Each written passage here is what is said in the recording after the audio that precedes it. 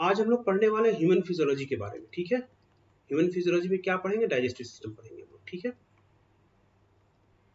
Digestive system में सबसे पहले जो हमारे पास पॉइंट है वो है टीथ, हमारे दांतों के बारे में। तो भैया दांत कितने तरह के होते हैं, एकदम बेसिक भाषा में समझो। दांत पहली बात दो तरह के होते हैं, दूध के दांत और पक्के वाले दांत। दूध के दांत कब आते हैं? बच्चों में आते हैं। कहा जाता है दूध के दांत तेरे नहीं टूटे, ठीक है, मतलब अभी तक तो ठीक से बड़ा भी नहीं हुआ, ठीक है, और आपके सामने नीट जैसी परीक्षा आ गई, ठीक है। तो चलिए ये हो गया। उसके बाद हमारे दूसरे तरह के क्या है भाई, जिंदगी में सिर्फ दो बार आते हैं। एक बार दूध के दांत टूटते हैं और दूसरा किसी ने घूंसा लगा दिया तो हमारे असली वाले दांत टूट जाते हैं। उसका क्या होता है, वो जो जगह होती है वहां पे खिड़की खुली रह जाती है, ठीक है। और तीसरी क्या है, हमारे दांत जो है वो एक बोनी सॉकेट के अंदर, ये दांत है हमारे बोनी सॉकेट के अंदर इम्बेडेड होते हैं, ठीक है। तो हमारे जो दांत है ना, जबड़े जो बोनी सॉकेट है उसमें इम्बेडेड होते हैं। तो इस तरीके से हमारे कितने तरह के दांत हो गए? एक डाइफायोडोंट, जिंदगी में सिर्फ दो बार आने वाले दांत, ठीक है। दूसरे हेट्रोडोंट, हेट्रोडोंट का क्या मतलब भाई, अलग अलग तरह के दांत हैं, ठीक है। तीसरे क्या है? थिकोडोंट, थिकोडोंट का मतलब embedded in bony socket, in bony socket, ठीक है। Heterodont different types of teeth, diphyodont two times in life, जिंदगी में सिर्फ दो बार आएंगे, ठीक है। हमारे दांत का स्ट्रक्चर क्या है जबड़े पर, पहले ये थोड़ा सा देख लेते हैं। सामने के जो दो पार्ट है उन्हें हम लोग कहते हैं इंसीजर्स, ठीक है। ये टोटल होते हैं 8। कैसे भाई? दो इधर, चार हो गए टोटल, ठीक है। और चार ऊपर हो गए हमारे, हो गए टोटल 8, ठीक है। कैनाइन कितने होते हैं? दूसरे नंबर का दांत है कैनाइन, कितना होगा भाई? कैनाइन 4 होते हैं। कैसे? एक यहाँ, दो यहाँ और तीसरा ऊपर, चौथा ऊपर, 4 कैनाइन्स हो गए। कैनाइन का इंसीजर का काम क्या है? Cutting and biting, cutting and biting, ये क्वेश्चन पॉइंट्स हैं दोस्तों, ध्यान रखना इसका थोड़ा सा। कैनाइन्स क्या है? Tearing and piercing. Basically non vegetarian जो हमारे जानवर होते हैं उनमें कैनाइन्स बहुत ज्यादा डेवलप्ड होते हैं, ठीक है। उसके बाद क्या है हमारे पास? प्रीमोलर, प्रीमोलर कितने होते हैं? 8 होते हैं। कैसे? दो प्रीमोलर इधर, दो प्रीमोलर इधर, दो ऊपर और फिर दो इस तरफ ऊपर, ठीक है। 8। क्या काम है इनका? क्रशिंग एंड ग्राइंडिंग, ठीक है। चलिए इसके बाद क्या है? मोलर्स आएंगे हमारे। मोलर कितने हैं? मोलर टोटल हमारे हो जाते हैं 12। कैसे भाई? 3 मोलर इधर, 3 मोलर इधर और सिमिलर 3 ऊपर और इधर भी 3 ऊपर। तो ये क्या है हमारे? मोलर। मोलर का क्या? क्रशिंग ग्राइंडिंग के अलावा मैस्टिकेशन ऑफ फूड, चबाने का काम, सिर्फ तोड़ना और काटना नहीं, चबाना, मैस्टिकेशन, ठीक है। चले ये तो चीजें हमारी हो गई, ठीक है। अब इसके बाद आते हैं हमारे डेंटल फॉर्मूला पर। डेंटल फॉर्मूला बहुत ही सिंपल है, थोड़ा समझ के करेंगे तो आपका हो जाएगा, ठीक है। चलिए सबसे पहले हम लोग देख लेते हैं, यहाँ पे हम लोग ये जबड़े का डायग्राम बना लेते हैं। तो डेंटल फॉर्मूला कैसे लिखा जाता है? डेंटल तरीका ये है, incisor, canine, premolar, molar divided by incisor, canine, premolar, molar. ये क्या है? हाफ जॉ का दिखाता है, ऊपर और नीचे का, एक तरफ का हाफ जॉ, ठीक है। ये वाला पार्ट, ये this is what we are concerned about, okay. तो चलिए थोड़ा सा इसके बारे में अच्छे से देख लेते हैं एक बार। इंसीजर हमारे पास कितने होते हैं? ऊपर में एक तरफ, एक हाफ की बात कर रहा हूं, दो हुए, दो लिख दिया। कैनाइन एक हाफ में कितना हुआ? एक हुआ, लिख दिया। प्रीमोलर एक हाफ में कितने होते हैं? दो होते हैं, लिख दिया। मोलर कितने होते हैं? 3 होते हैं, लिख दिया। Divided by 2 1 2 3। तो कितने में दोस्तों? ये 2 1 3 2 5 3 8, 8 ऊपर 8 नीचे, इंटू 2 कर दो तो 16 ऊपर 16 नीचे, टोटल हो गया 32। 32 ही मिल गई हमें वापस अपनी, है ना। 32 ही झाड़ दूंगा, कहते हैं ना कहावत। तो 32 ही हमें मिल गई अपनी, ठीक है। चलें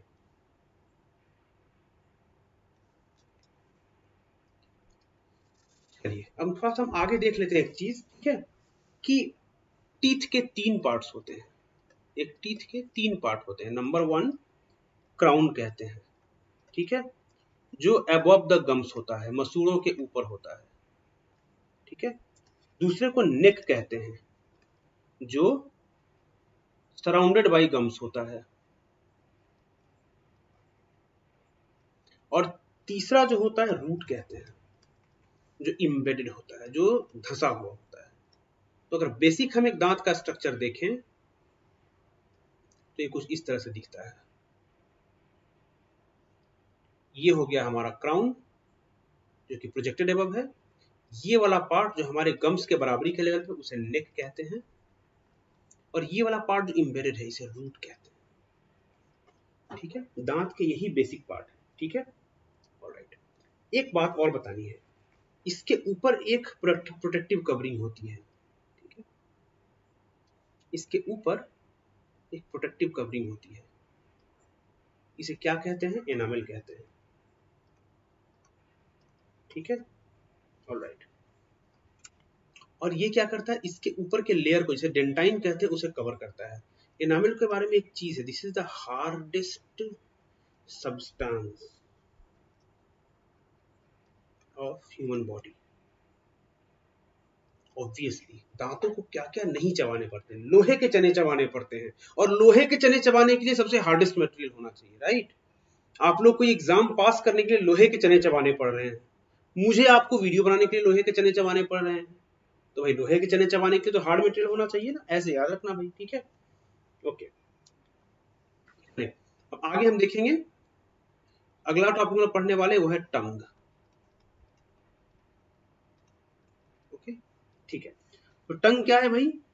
टंग क्या बेसिकली एक मस्कुलर ऑर्गन है जो कि हमारे फ्लोर पे अटैच होता है।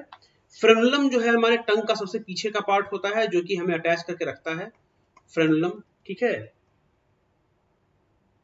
क्या अटैच करता है? Floor of mouth, oral cavity to tongue.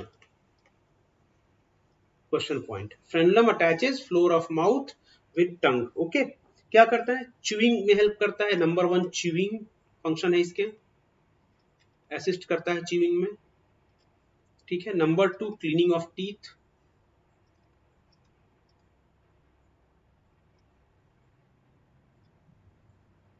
Number 3 क्या है भाई? टेस्ट। नंबर 4 सॉलोइंग, टंग की जो ये मूवमेंट होती है पीछे की ओर, वो हमारे सॉलोइंग में हेल्प करती है, ठीक है। ऑलराइट, ओरल कैविटी फेरिंग्स में खुलती है, तो ओरल कैविटी ये हमारी हो गई, और ये हमारी नेजल कैविटी हो गई, ठीक है। तो ये जो कॉमन ओपनिंग है ना, इसे हम फेरिंग्स कहते हैं, ठीक है। यहां से हमारा एयरवे भी खुलता है, और यहां से हमारा इसोफेगस भी खुलता है, ठीक है। तो इसोफेगस जो एयरवे होता है, इसके ऊपर एक मस्कुलर बेंड होता है, इसे एपिग्लोटिस कहते हैं। एपिग्लोटिस का काम क्या है? टू ब्लॉक एयरवे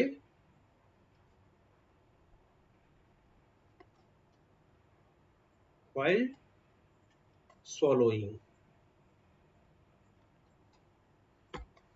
ठीक है। फूड को सॉलो करते समय एयरवे का काम होता है उसे ब्लॉक करना, एयरवे को ब्लॉक करना, ठीक है, ताकि जो आप खा रहे हैं वो सिर्फ आपके पेट में जाए, कहीं और ना चला जाए। ऑलराइट, ठीक है। अब नीचे आते हैं अगले पार्ट की ओर, ठीक है। यहाँ पे जितना था मेरा वही है, ठीक है, पॉइंट्स। इसका एक टर्म है जिसे बोलते हैं पेरिस्टॉल्सिस। ये क्वेश्चन है, क्वेश्चन आ चुका है, ये क्या है भाई? पेरिस्टॉल्सिस is wave of contraction and relaxation that initiates in esophagus and propagates the food। तो ये कहां कहां देखने को मिलेगा पेरिस्टॉल्सिस? भाई ये पूरे के पूरे जीआई सिस्टम में देखने को मिलेगा, ठीक है। और ये इसके बारे में क्या है? इनवॉलंटरी मूवमेंट होता है ये,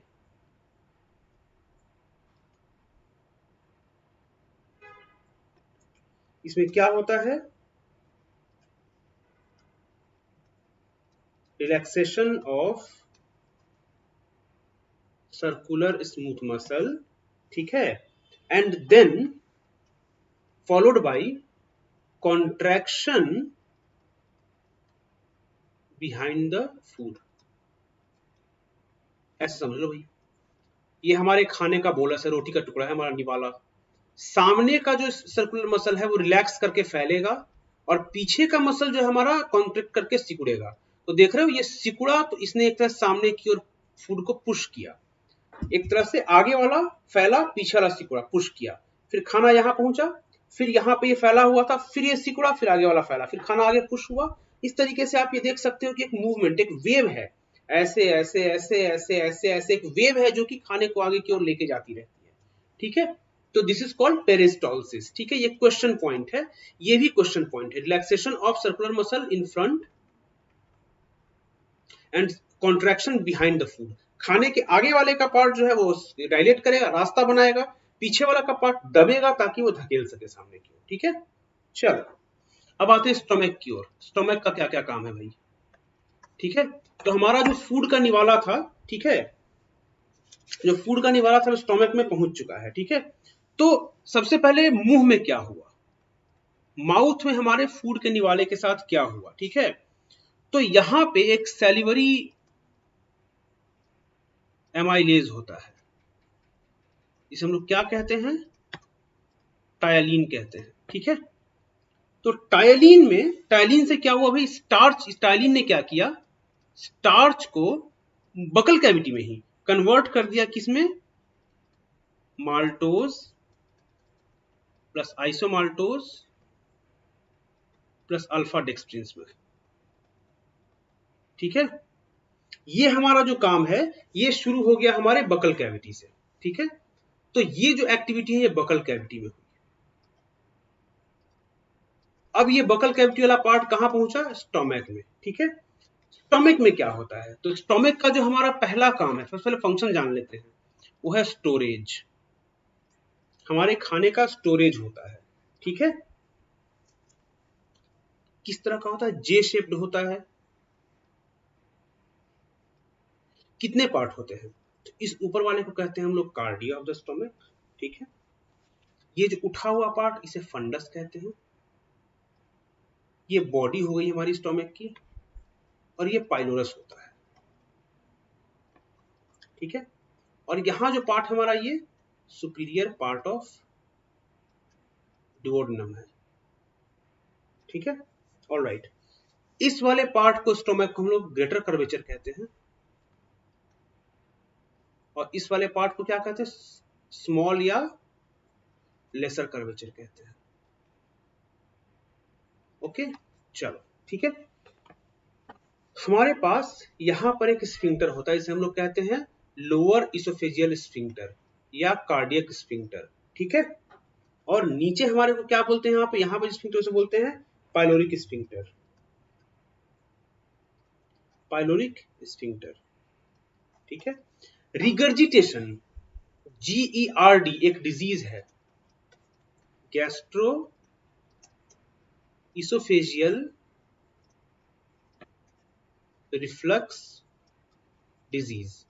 ये किसकी वजह से होती है, ये होती है लोअर इसोफेजियल स्फिंक्टर लैक्सेशन की वजह से। लोअर इसोफेजियल स्फिंक्टर अगर सॉफ्ट हो गया है, लैक्स हो गया, ढीला पड़ गया है, या फिर कार्डियक स्फिंक्टर की वजह से। देखो भैया, कार्डियक कहते जरूर हैं लेकिन हार्ट से उसका कोई लेना देना नहीं है। हार्ट के नजदीक है इसलिए उसको मैंने कार्डिया कह दिया, अदरवाइज दिल से उसका कोई, दिल और पेट बिल्कुल अलग अलग चीजें हैं भाई, ठीक है। दिल और पेट का कोई वास्ता नहीं, ठीक है। वास्ता है, मेडिकल कॉलेज में आओगे तो सब मिलेगा, लेकिन अभी हमें इतना ही देखना है, ठीक है। ओके फाइन, चलो ठीक है। हम आते हैं यहाँ पे क्या चीजें हो रही है, स्टोमक में क्या चीजें हो रही है, ठीक है। तो स्टोमक में हमारे पास अभी हमने जो निवाला खाया था ये हमारा आया था स्टोमक में, ठीक है। स्टोमक का जो इन्वायरमेंट है वो एसिडिक होता है बेसिकली, ठीक है। और स्टोमक हमारे फूड को 4 to 5 आवर्स तक स्टोर करता है, 4 to 5 आवर्स तक, ठीक है। एसिडिक गैस्ट्रिक जूस के साथ मिलकर, जूस प्लस फूड इसे हम लोग कहते हैं काइम। ठीक है, काइम कैसे बनता है? एसिडिक गैस्ट्रिक जूस और प्लस फूड मिलके स्टोमक का चर्निंग मूवमेंट है, उसे पीस के आपस में एक लुगदी बनाते हैं, इसे काइम कहते हैं।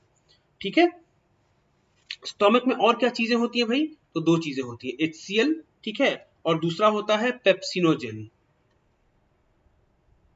ठीक है, अब पेप्सिनोजेन के ऊपर HCl का एक्शन होता है, जिससे कि वो कन्वर्ट होता है पेप्सिन में।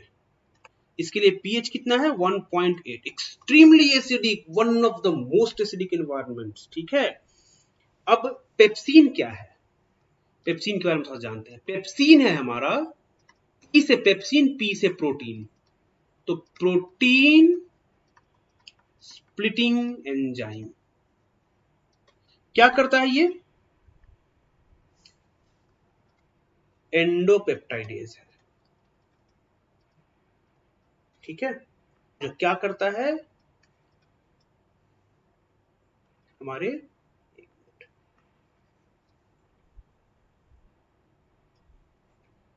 प्रोटीन्स को, जो पेप्टाइड्स होते हैं उनको तोड़ता है प्रोटियोज में एंड पेप्टोन्स में। क्वेश्चन पॉइंट है। ठीक है, ये कहां होता है? स्टोमक में होता है। ठीक है,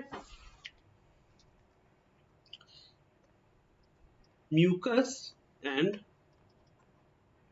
बाइकार्ब्स होते हैं, ये भी हमारे गैस्ट्रिक जूस में होते हैं। इनका काम क्या है? म्यूकस एंड बाइकार्बोनेट्स का ल्यूब्रिकेशन। Number 1, protection. किसका प्रोटेक्शन भाई? तो इतना तेज तेजाब है, उस तेजाब से हमारे स्टोमक को, खुद को भी तो बचाना है ना, तो protection of intestine, sorry, stomach mucosa. ठीक है,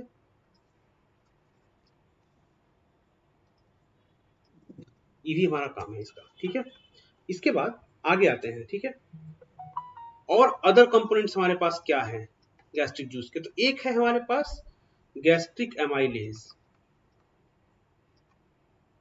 लेकिन ये इनहिबिटेड होता है ड्यू टू एसिडिक एनवायरनमेंट। ठीक है, तो इसीलिए क्वेश्चन पॉइंट मैं थोड़े से अलग लैंग्वेज में लिख रहा हूं। क्वेश्चन पॉइंट क्या है? आपने क्या पढ़ा? गैस्ट्रिक एमाइलेज होता है, लेकिन यदि क्वेश्चन पूछा जाए कि क्या कार्बोहाइड्रेट का डाइजेशन स्टोमक में होता है, तो जवाब आपका क्या होगा? आपको तो याद है एमाइलेज है, लेकिन डाइजेशन नहीं होता है। क्यों? क्योंकि गैस्ट्रिक एमाइलेज जो है एसिडिक एनवायरनमेंट के चलते इनहिबिटेड होता है। ठीक है, ऑलराइट, चलिए एक हमारे पास एंजाइम और है जिसे कहते हैं रेनिन।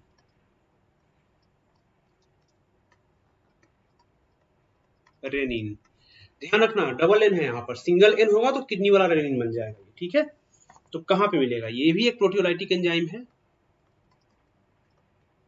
प्रोटियोलाइटिक एंजाइम है। ये क्या करता है? मिल्क प्रोटीन कैसीन को कैल्शियम सॉल्ट, कैल्शियम पैराकेसिनेट में कन्वर्ट करता है। ये क्या है? ये इनसॉल्युबल होता है। ठीक है, ये कहां पे पाया जाएगा? नंबर 1, इन्फेंट्स में पाया जाता है। ठीक है, और कहां पाया जाएगा? काव्स में पाया जाएगा, गाय के बच्चों में पाया जाएगा। ठीक है, इन्फेंट्स में क्यों पाया जाएगा भाई? क्योंकि इन्फेंट्स को क्या पीना पड़ता है? माँ का दूध पीना पड़ता है, और इसीलिए उनमें इस तरह के रिएक्शन का होना जरूरी है ताकि वो दूध के प्रोटीन को एब्जॉर्ब कर सके। ठीक है, चले आगे बढ़ते हैं। ठीक है, अब आते हैं हम लोग स्मॉल इंटेस्टाइन में। मैं हर ऑर्गन के साथ उसमें होने वाली घटनाएं बताते जा रहा हूं, ताकि आपको 2 बार चीजें मुझे ना पढ़ानी पड़े और नहीं आपको पढ़नी पड़े 2 बार। ठीक है, तो स्मॉल इंटेस्टाइन का क्या मसला है भाई? तो 3 पार्ट में डिवाइडेड है। Number 1 is duodenum, number 2 is jejunum, number 3 is ilium. Ilium is a terminal part. ठीक है, ऑलराइट। कितना लंबा होता है भाई? 6 मीटर का होता है। एक मजेदार से आपको बता दूं, एंडोस्कोपी जो हम लोग करते हैं, एंडोस्कोपी में हम लोग सिर्फ ड्यूडेनम के सेकंड पार्ट तक देख पाते हैं ज्यादा से ज्यादा। ठीक है, क्यों भाई? 6 मीटर का एंडोस्कोप हमारे पास है ही नहीं। वी कॉल इट एंटेरोस्कोप, जो कि हम लोग एंटेरोस्कोप के थ्रू काफी हद तक स्मॉल इंटेस्टाइन को देख सकते हैं, और अदरवाइज पूरे इंटेस्टाइन को देखने के लिए, टू विजुअलाइज इंटेस्टाइन,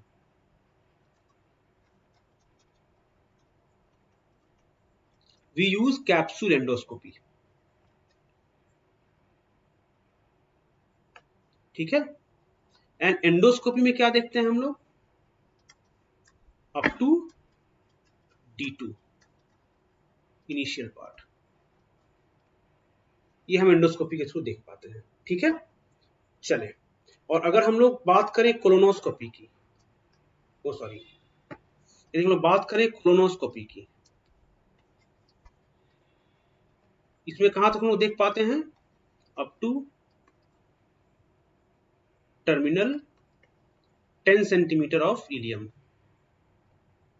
ये हम लोग कोलोनोस्कोप, यानी कि हम लोग अगर पायखाने के रास्ते से कोलोनोस्कोप को डालें तो हम लोग देख पाते हैं up to 10 centimetre of ileum. ठीक है, कुछ मैनिपुलेशंस के थ्रू ये 10 से 12 या 15 तक हो सकता है, बट इसके बियॉन्ड हम लोग नहीं जा पाते। ठीक है, ऑलराइट। ठीक है, तो अब हमारे इंटेस्टिन में और चीजें क्या है, हिस्टोलॉजी क्या है, थोड़ी सी अगर समझ लें। ठीक है, तो हिस्टोलॉजी ओवरऑल एलिमेंट्री कैनाल की अगर बात करें तो ये बेसिकली 4 लेयर में होती है। ठीक है, आउटर को सिरोसा कहते हैं। ठीक है, इसके नीचे मस्कुलरिस होती है, उसके नीचे सबम्यूकोसा होता है, एंड द इनर वन जिसमें ल्यूमेन होता है उसे म्यूकोसा कहते हैं। ठीक है,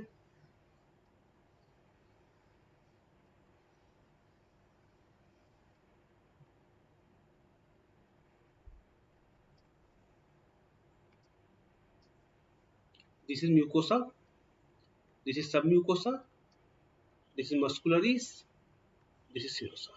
ठीक है, तो इसे कैसे याद रखोगे? SMS मुझे, SMS मुझे SMS करो, या SMS मुझे। ठीक है, MU for mucosa, SMS for S for submucosa, muscularis and serosa. Okay, तो SMS मुझे या फिर SMS मेडिकल कॉलेज, जयपुर का मेडिकल कॉलेज है भाई, सवाई मानसिंह मेडिकल कॉलेज। ठीक है, बहुतों का ड्रीम मेडिकल कॉलेज होगा, इसे याद रखना, SMS medical college, SMS medical college. ठीक है, चलो आगे बढ़ते हैं हम लोग। ठीक है, अब हम लोग देखते हैं लार्ज इंटेस्टिन के बारे में थोड़ा सा। लार्ज इंटेस्टिन, लार्ज इंटेस्टिन कितने टाइप, कितने हमारे पार्ट होते हैं? Appendix, caecum, colon. कोलोन के 3 होते हैं, सॉरी 4।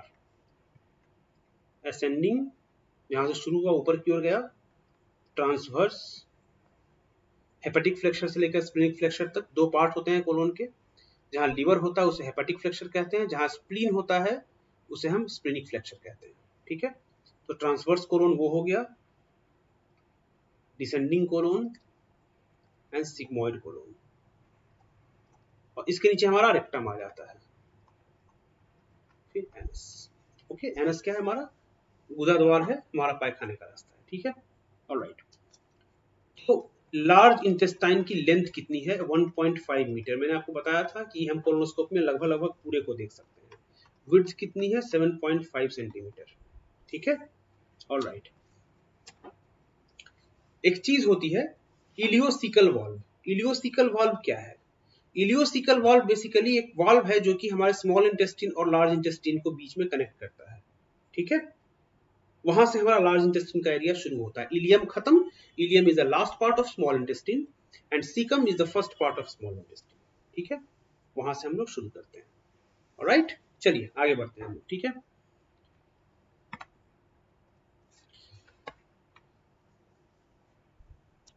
ठीक है, तो हमारे अब आते हैं हम लोग छोटी सी और चीज में। हमारा जो स्मॉल इंटेस्टिन का जो एनाटॉमी है, थोड़े से उस पे आते हैं हम लोग। ठीक है, ठीक है, स्मॉल इंटेस्टिन में विलाई प्रेजेंट होते हैं। इनका काम क्या होता है? इंक्रीज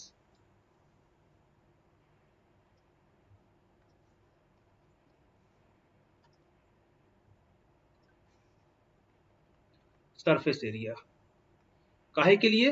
एब्जॉर्प्शन के लिए।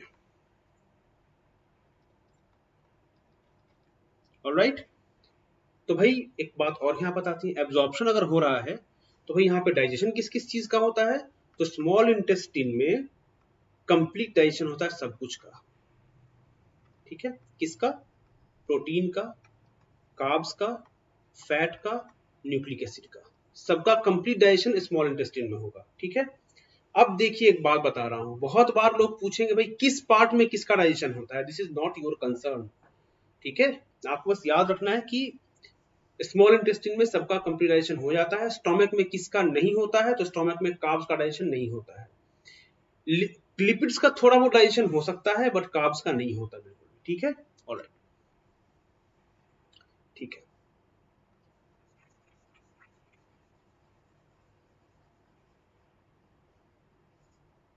चले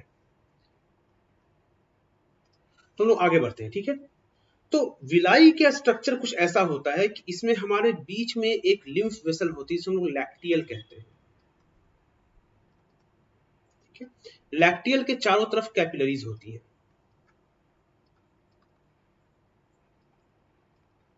ठीक है। तो लैक्टियल्स का काम क्या है? लैक्टियल्स का काम बेसिकली फैट का एब्जॉर्प्शन करना है, ठीक है, या फैट या न्यूट्रिशंस का एब्जॉर्प्शन करना है, एब्जॉर्प्शन ऑफ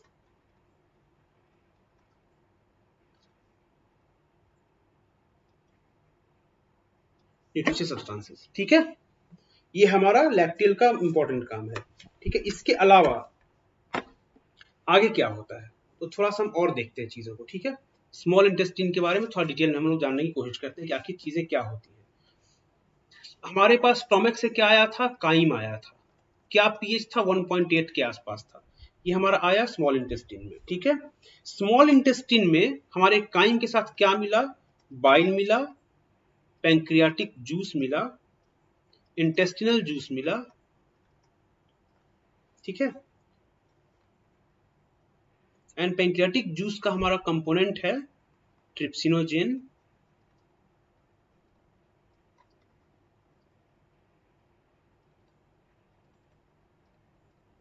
काइमोट्रिप्सिनोजेन,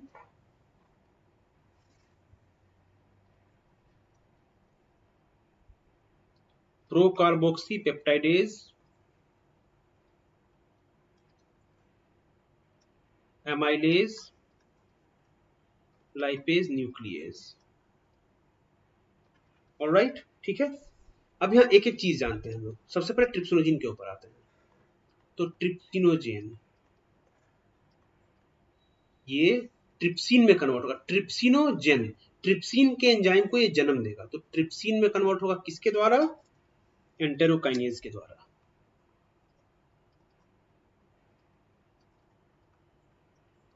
ठीक है। और ये ट्रिप्सिन क्या करेगा? ये बाकी जो हमारे जैसे काइमोट्रिप्सिनोजेन है इसको कन्वर्ट करेगा काइमोट्रिप्सिन में, ठीक है। प्रोकार्बोक्सी पेप्टाइडेज है उसको कन्वर्ट करेगा कार्बोक्सी पेप्टाइडेज में, एंड ये बाकियों को ये एक्टिवेट करता है। ट्रिप्सिन का काम है to activate rest of the enzymes, ठीक है। ऑलराइट, बाइल का क्या फंक्शन देखे थे हमने कि बाइल भी आता है वहां ऊपर से, ठीक है। तो बाइल का फंक्शन है फैट इमल्सिफिकेशन, फैट इमल्सिफिकेशन, ठीक है। मैं आपको सिर्फ क्वेश्चन पॉइंट्स पढ़ा रहा हूं, डिटेल में एक एक करके स्टेप बाय स्टेप जाने के लिए समय बहुत कम है, मैं आपको सिर्फ क्वेश्चन पॉइंट्स एक एक करके पढ़ा रहा हूं, ठीक है। इमल्सिफिकेशन ऑफ फैट, तो क्या करते हैं भाई? तो सबसे पहले फैट को ये कन्वर्ट करते हैं माइसेल्स में, ठीक है।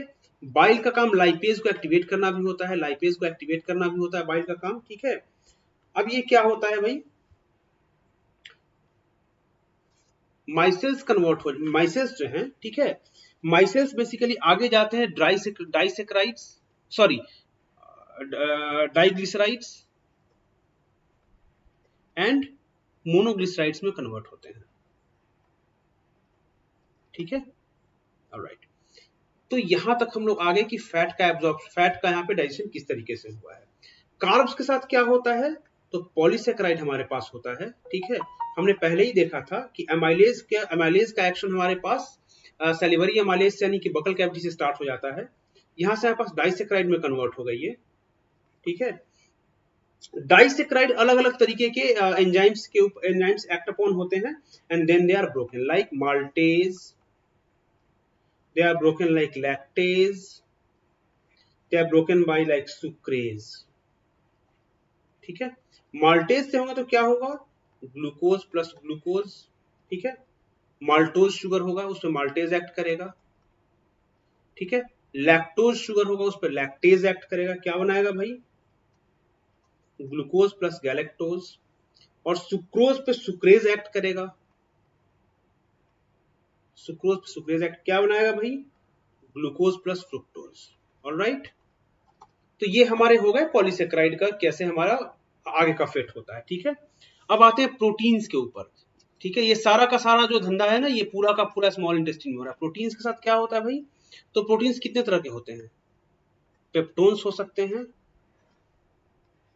प्रोटीन्स हो सकते हैं, प्रोटियोज हो सकते हैं। भाई ये सब कहां से आ गए, तो प्रोटीन ऑलरेडी हमारा काइम में था, वहां पे ऑलरेडी इसका एक डाइजेशन हो चुका है स्टोमक में।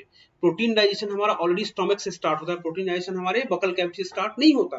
बकल कैविटी से सैकराइड्स का, कार्बोहाइड्रेट्स का स्टार्ट होता है, प्रोटीन का स्टोमक से स्टार्ट होता है। तो प्रोटीन पे क्या है, पेप्टोन, प्रोटीन, प्रोटियोज, ये तीनों तरह के हो सकते हैं।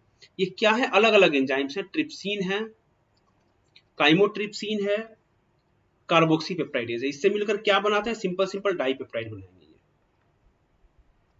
डाइपेप्टाइड्स पे क्या होता है, डाइपेप्टाइडेज, उससे क्या निकलेंगे भाई, एमिनो एसिड्स निकलेंगे। And amino acids are the basic one, they are getting absorb, okay, alright. Nucleic acids हो सकते हैं, उन पे क्या काम करेगा, न्यूक्लियस काम करेगा, यहां से न्यूक्लियोटाइड्स बनेंगे और न्यूक्लियोटाइड से न्यूक्लियोसाइड्स बनेंगे and they are being absorbed, हो गया खत्म, ठीक है। ये सबका एक कॉमन आके खत्म हो गया, एब्जॉर्प्शन पे सारा मसला खत्म, ठीक है। चलो अब यहाँ पे एक चीज समझ लेते हैं हम लोग, डाई एंड मोनोग्लिसराइड्स के साथ क्या होता है, डाई एंड मोनोग्लिसराइड्स के साथ, क्योंकि हमने ऊपर तो ये देख लिया था कि फैट पे लाइपेज काम करेगा तो डाइग्लिसराइड बनेगा और फिर मोनोग्लिसराइड बनेगा, बट इनके आगे क्या होता है, तो लाइपेजेस फर्दर वर्क अपॉन करते हैं और ये क्या करते हैं, फैटी एसिड प्लस ग्लिसरॉल में तोड़ते हैं, ठीक है। जो कि हमारे कोलेस्ट्रॉल का या फिर कॉम्प्लेक्स फैटी एसिड्स का बहुत ही इनिशियल एक स्ट्रक्चर होता है, तो उसमें तोड़ देते हैं, ठीक है। And then fatty acids are getting absorbed, okay, alright. Absorption जो हमारा है मैक्सिमम होता है ज्यूजेनम देन इलियम, ठीक है, ऑलराइट। लार्ज इंटेस्टाइन में कोई तरह की डाइजेस्टिव एक्टिविटी हमारी नहीं होती है, लेकिन क्या होता है वहां पर, एब्जॉर्प्शन ऑफ वाटर हो सकता है, कुछ ड्रग्स का एब्जॉर्प्शन होता है, ठीक है, म्यूकस का सिक्रेशन होता है, जो क्या करते हैं भाई, ल्यूब्रिकेशन का हेल्प करते हैं for extraction, for stool formation, alright. चलो ठीक है, यहां तक हो गए। अब हम लोग आते हैं सीधे सीधे कुछ डाइजेस्टिव डिसऑर्डर्स पे, कुछ डिसऑर्डर्स पे आते हैं, ठीक है। तो लीवर से रिलेटेड हमारे डिसऑर्डर कौन कौन से हो सकते हैं, एक को कहते हैं जॉन्डिस। क्या होता है भाई, बिलिरुबिन जब बढ़ जाता है तो येलो डिस्कलरेशन होता है हमारे स्क्लेरा का, स्किन का, यूरिन का, स्क्लेरा स्किन का येलो डिस्कलरेशन होता है, जिसे हम जॉन्डिस कहते हैं, ठीक है। जॉन्डिस किस किस वजह से हो सकता है, ठीक है, hepatitis A, hepatitis B, hepatitis C, alright. Other causes क्या है हमारे, सिरोसिस, ऑब्स्ट्रक्टिव जॉन्डिस, ठीक है, ये हमारे अदर काउजेस हो जाते हैं, ठीक है। इसके अलावा क्या है, वोमिटिंग। वोमिटिंग क्या होता है कि जब भी हमारा स्टोमक कंटेंट है वो हम अगर इवैक्यूएट करेंगे मुंह से, उसे वोमिटिंग कहते हैं, ठीक है। Diarrhoea, what is diarrhoea? Basically watery stool. जो हमारे जानने की बात है वो है प्रोटीन, एनर्जी, माल न्यूट्रिशन। ठीक है, प्रोटीन एनर्जी माल न्यूट्रिशन कितने तरह का हो सकता है? दो तरह का होता है, एक को बोलते हैं मरास्मस, एक को बोलते हैं क्वाशियोरकर। ऑलराइट, मरास्मस में क्या होता है एक एक करके हम जानेंगे दोनों को। मरास्मस में क्या, प्रोटीन प्लस एनर्जी दोनों ही डेफिशिएंट होते हैं। ठीक है, किसमें मिलेगा ये? लेस देन 1 ईयर इन्फेंट्स में देखने को मिलेगा। ठीक है, कब देखने को मिलेगा? अगर माँ का दूध सही से नहीं पिलाया हो, ठीक है, और ऐसा कुछ खाना दे रहे हो जो कि कैलोरी और आपके एसेंशियल विटामिन में या फिर प्रोटीन्स में सब में लैकिंग हो, तो प्रोटीन और कैलोरीज दोनों की लैकिंग हो गई तो उसे कहते हैं प्रोटीन एनर्जी दोनों का मालन्यूट्रिशन हो गया, तो मरास्मस में है। ठीक है, जनरली अगर सेकेंड चाइल्ड बर्थ है, मल्टीपल प्रेगनेंसी है, लो सोशियो इकोनॉमिकल प्रोफाइल है, यानी कि गरीबी ज्यादा है, उसमें ये ज्यादा देखने को मिलेगा। ठीक है, या फिर यदि बहुत कम उम्र में बच्चे की मां बनी है तो भी ज्यादा देखने को मिलेगा। ठीक है, तो होता कुछ ऐसा है, इसमें क्या देखने को मिलेगा? Extreme emaciation. ठीक है, स्किन क्या होता है? ड्राई होता है, रिंकल्ड होता है। ठीक है, डिक्रीज बॉडी वेट होता है, बहुत fast decrease body weight rapidly, बहुत तेजी से बॉडी वेट कम होता है। ठीक है, अब आते हैं क्वाशियोरकर के ऊपर। तो क्वाशियोरकर के ऊपर क्या होता है? सिर्फ प्रोटीन डेफिशिएंसी होती है, no calorie deficiency. Calorie deficiency, energy deficiency नहीं होती है। ठीक है, इसमें क्या होता है? यदि हम मदर मिल्क को रिप्लेस करते हैं किसी high calorie and low protein diet में, ठीक है, और ये किसमें देखने को मिलेगा? More than 1 year of age में। ठीक है, मैरास्मस में भी सब कुछ देखने को मिलेगा, लेकिन इसमें क्या होता है? जैसे यहां पे हमने क्या देखा था? स्किन ड्राई, रिंकल्ड, सूख जाएगा शरीर।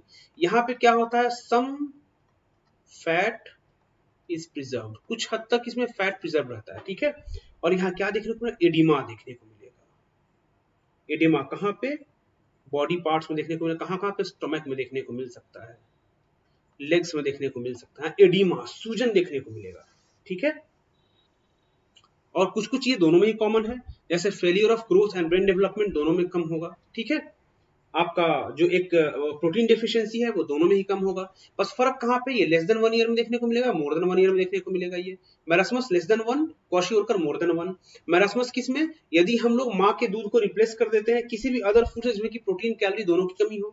क्वाशियोरकर में क्या होता है? मदर के मिल्क को ऐसे चीज से रिप्लेस करते हैं इसमें की हाई कैलोरी है, एनर्जी भरपूर मिल रही है, लेकिन प्रोटीन भरपूर नहीं मिल रहा। ठीक है, उसमें देखने को मिलेगा। इसमें क्या है? कंप्लीट लॉस ऑफ फैट होता है, इसमें फैट कंप्लीटली लॉस्ट होता है। इसमें क्या? Some fat is preserve. Oedema देखने को मिलेगा, इसमें क्या देखने को मिलेगा? बॉडी वेट रैपिडली डिक्रीज देखने को मिलेगा। ठीक है, ऑलराइट, ठीक है, तो फिर हमारा ये जो चैप्टर था यहाँ पे ये खत्म होता है, और इसके बाद हम लोग पढ़ेंगे अगले चैप्टर में रेस्पिरेटरी सिस्टम। ठीक है, तो तब तक के लिए फिलहाल मैं इस चैप्टर को खत्म करता हूं, और अगले दिन मिलेंगे रेस्पिरेटरी सिस्टम और बाकी सिस्टम्स के एक शॉर्ट लेकिन एक बहुत ही क्विक रिकैप वीडियो के साथ। ठीक है, यदि कोई कुछ भी आपको जानना है, कोई आपको डाउट्स है, तो आप नीचे कमेंट बॉक्स में जरूर लिखें, और इसका डिटेल कोर्स हमारे प्लेटफॉर्म पे अगले कुछ दिनों में आएगा। ठीक है, तो हमारे साथ जुड़े रहें, उसके बारे में डिटेल मैं आपको अपने चैनल पे देता रहूंगा। तब तक के लिए all the best for examinations and take care, good night.